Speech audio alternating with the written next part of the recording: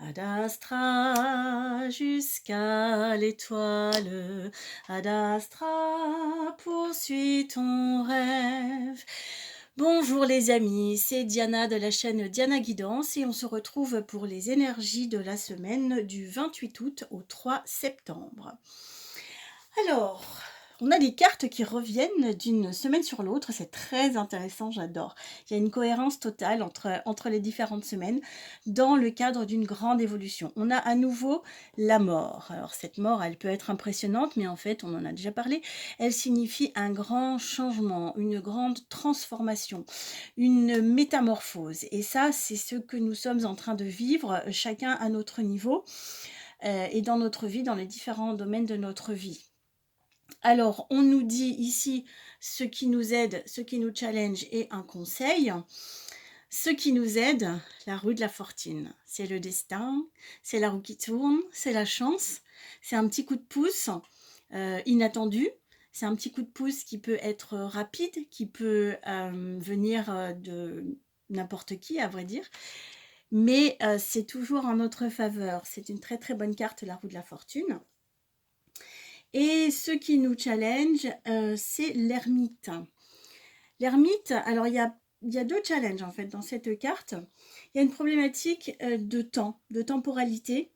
L'ermite, il est lent et comme c'est ce qui nous challenge, peut-être qu'on a peur au niveau des délais, on a peur que ce soit trop lent et ce qui est drôle, c'est que la dernière fois, la semaine dernière, je me souviens que c'était la roue de la fortune qui était à cette position-là.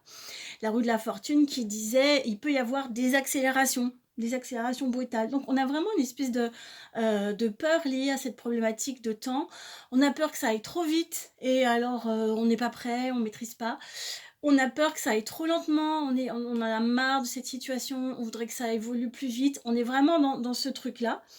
Et en fait, ben, ça peut pas aller plus vite que la musique, donc on peut se détendre et lâcher prise là-dessus. Ça se fait au rythme où ça doit se faire, donc il y a pas de souci. La deuxième thématique liée à l'ermite, c'est le besoin de clarté. Là, on voit ce vieillard qui tient une lampe et on peut craindre le fait de manquer de clarté. On voit pas bien où on va, et et on nous dit en conseil: «Ne t'inquiète pas». On nous dit: «Vas-y». Ça, c'est le fou, le mat. Le mat, c'est celui qui part, qui a la tête dans les étoiles, qui c'est une sorte de vagabond. Il ne sait pas forcément où il va, mais il fait confiance. Il va là où son cœur le mène et il n'a pas peur. Donc ce qui est lié entre ces deux, c'est je vois pas vraiment clair sur mon chemin, je suis dans la nuit, j'ai besoin de comprendre plus. C'est le mental qui veut maîtriser, qui veut anticiper, qui veut. Or, dans cette période, c'est précisément une période où on voit pas forcément très clair, très loin, on voit juste un pas après l'autre. Et c'est ce que nous dit le mat, il nous dit t'inquiète, avance.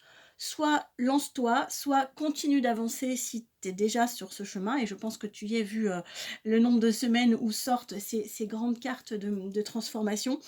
Mais là, le conseil, c'est encore une fois, n'aie pas peur, fais confiance, avance. Tu verras au fur et à mesure, ça va s'éclaircir, tu comprendras. Et c'est vrai que souvent, c'est seulement quand on a déjà fait un bout de chemin qu'on peut se retourner et comprendre une cohérence dans le chemin.